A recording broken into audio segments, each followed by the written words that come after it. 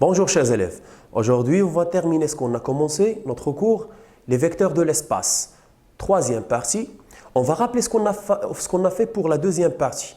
Donc on a parlé des vecteurs collinéaires, on a parlé des points alignés, on a parlé de la droite de l'espace et on a défini l'ensemble de points M qui vérifient le vecteur AM égale K fois un vecteur AB. Maintenant, on va terminer troisième chapitre. Grand 3, on va parler des plans de l'espace et les vecteurs coplanaires. Donc, premièrement, on va définir qu'est-ce qu'un plan de l'espace. Soit P, un plan de l'espace, et A, B et C, trois points non alignés du plan. On dit que P est le plan passant par le point A et deux vecteurs directeurs, les deux vecteurs directeurs AB et AC. Voilà pour représenter un plan, on peut le représenter sur cahier ou bien sur tableau par un quadrilatère. Donc nous avons le plan P, il est en gris, passe par le point A et dirigé par les deux vecteurs AB et AC. Par la suite, on va parler de la propriété. Soit A, un point de l'espace, et U et V, deux vecteurs non collinéaires de l'espace, l'ensemble des points M de l'espace tels que le vecteur AM égale un réel X multiplié par le vecteur U plus un réel Y multiplié par vecteur V. Où X et Y, ce sont des réels, ce qu'on a dit. Le P ou bien l'ensemble des points M est un plan P de l'espace noté P, A, U, V. Ça veut dire le plan qui passe par le point A et les deux vecteurs U et V sont les vecteurs directeurs. Donc, comme représente la figure, voilà le plan P, passe par le point A et dirigé par les deux vecteurs U et V. On peut noter, ou bien la notation P, A, U, V que représente, c'est l'ensemble des points M de l'espace E, tel que, qu'est-ce qu'il vérifie ces points M? AM vecteur égale un réel X fois le vecteur U plus un réel Y multiplié par vecteur V. Pour bien comprendre, on va travailler sur l'application suivante.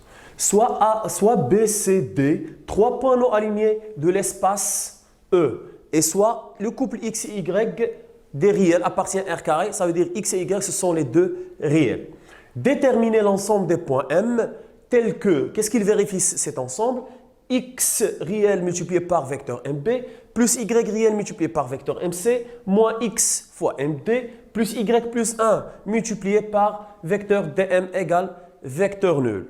Donc toujours comme d'habitude, vous essayez de travailler, chers élèves, vous-même et vous essayez de comparer avec la correction. Passons vers la correction maintenant. Application.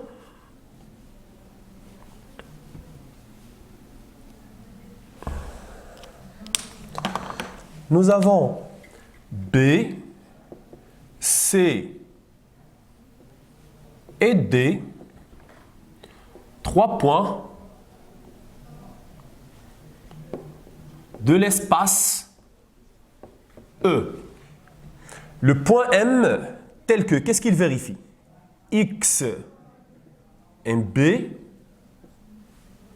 plus Y MC moins X vecteur MD plus le réel Y plus 1 vecteur DM égale vecteur nul. On va travailler sur cette relation. Qu'est-ce qu'il faut d'abord? Quel est l'objectif? Il faut chercher le vecteur DM vers la fin. Il faut vers la fin chercher le vecteur DM en relation un réel alpha multiplié par vecteur BD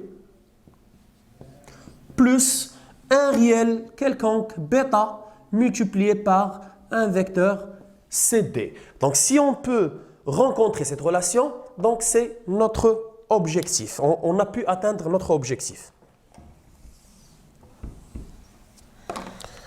Donc, commençons par la relation donnée. Ça donne x multiplié par vecteur MB plus YG multiplié par vecteur MC moins X vecteur MD plus, ou bien si vous voulez, on va permuter, ça donne moins YG plus 1 multiplié par vecteur MD égale vecteur nul. Donc, par la suite, on va faire entrer ici le point D plutôt, à l'aide de relations de Charles que ça donne X vecteur MD plus X vecteur MD, X vecteur MD plus X, on a fait entrer là, si vous voulez, on a fait entrer le point M, ça donne X, plutôt le point D, X vecteur MD plus X vecteur DB plus Y vecteur MD. C'est de même façon à l'aide de relations de Charles. On va faire entrer encore ici le point D plus Y vecteur DC moins X vecteur MD. Et là, on va faire distribuer. Ça va donner moins Y vecteur MD moins vecteur MD, le tout égale vecteur nul. Par la suite, on va constater que nous avons des vecteurs opposés. Par exemple, nous avons le vecteur XMD et nous avons le vecteur moins XMD. Ce sont deux vecteurs opposés. Hein? Leur somme égale à vecteur nul. Encore, nous avons vecteur YMD et vecteur Y moins MD. Si vous voulez, avec votre autre couleur, YMD moins YMD. Ce sont deux vecteurs opposés. Leur somme égale vecteur nul. Donc, que reste par la suite? Il reste X vecteur DB plus Y vecteur DC moins vecteur MD égale vecteur nul. On va faire déplacer le vecteur MD vers l'autre côté, que ça donne X vecteur DB plus Y vecteur DC égale vecteur MD. Et par la suite, si vous voulez, si je multiplie là par moins 1, je multiplie ce côté par moins 1 et je multiplie tout ça par moins 1. Que ça va donner? Moins X dB moins Y DC égale moins MD. Donc, par la suite, que ça donne? Le vecteur dm égale moins X vecteur dB plus moins Y vecteur DC. Donc, vers la fin, on a rencontré une relation entre vecteur dm, vecteur dB, vecteur DC. C'est ce qu'on veut atteindre. Dans ce cas, que représente l'ensemble des points M? Donc, l'ensemble des points M que vérifie cette relation, c'est un plan de l'espace. C'est ce qu'on va dire comme résultat final. D'où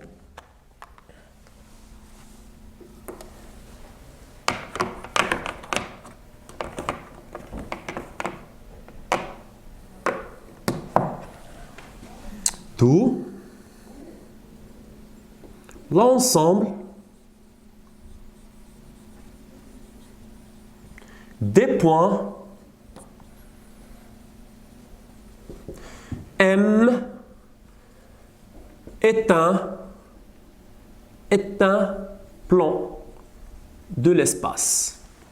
L'ensemble de points M, c'est un plan de l'espace. Maintenant, on va passer vers la partie suivante. Donc, comme deuxième partie, on va parler des vecteurs coplanaires. Qu'est-ce que des vecteurs coplanaires? Donc, soit UV et W, trois vecteurs de l'espace.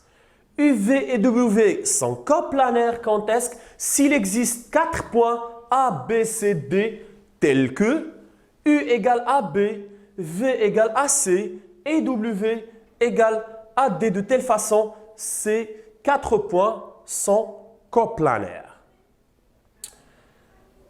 Donc, on va essayer de travailler sur l'exemple. L'exemple, pour bien comprendre, hein, on va travailler sur l'exemple. ABCD EFGH est un parallélépipède. BC, BE et BH sont coplanaires. BC, BE et BH. Voilà, ABCD EFGH est un parallélépipède. Le vecteur BC, voilà le vecteur BC. Le vecteur BE, voilà en vert. Et le vecteur BH, en bleu, sont coplanaires, car les points B, C, E, H sont coplanaires. Donc, ce qu'on a parlé, le vecteur BC, voilà, c'est celui-ci. Le vecteur BE, voilà, il est en vert, BE. Et voilà le vecteur BH. Les trois vecteurs sont coplanaires. Pourquoi? Parce que les 4 points B, C, E et H sont encore coplanaires. Les trois vecteurs BD, BE, BH sont non coplanaires. Quels sont les vecteurs? C'est BD, voilà, c'est en rouge. BE, c'est en vert. Et BH, elle est en bleu. Les trois vecteurs colorés en rouge, en vert, en bleu ne sont pas coplanaires. Ça, parce que le BDEH est un tétraèdre. Pourquoi ne sont pas coplanaires? Parce que les trois vecteurs n'appartiennent pas au même plan. Donc, ne sont pas coplanaires. Par contre, nous avons les trois vecteurs BC, BE, BH dont on a parlé tout à l'heure. Ce sont trois vecteurs de même plan. C'est pour cette raison qu'on a dit que ce sont des vecteurs coplanaires. Pour résumer cette partie, je dis que trois vecteurs sont coplanaires s'ils appartiennent au même plan. Maintenant, on va passer à l'application suivante. Donc, soit EABCD, dans ce cas, une pyramide. De base, le rectangle ABCD. I et J sont respectivement les milieux des deux segments AE et BC. Que demande la question? Montrer que le vecteur, ou bien que les vecteurs IJ, AB et EC sont coplanaires.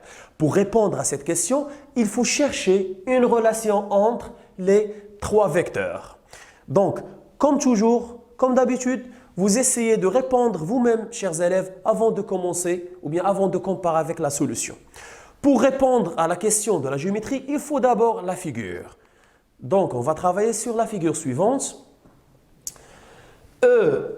EABCD est une pyramide. De base, le rectangle ABCD. Donc, nous avons I, le milieu du segment AE, et nous avons le J, le milieu du segment BC. Bon, on va passer à la correction. Application.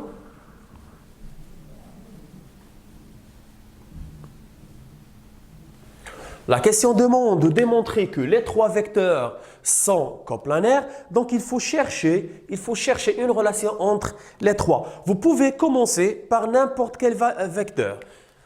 Commence par exemple par le vecteur IJ.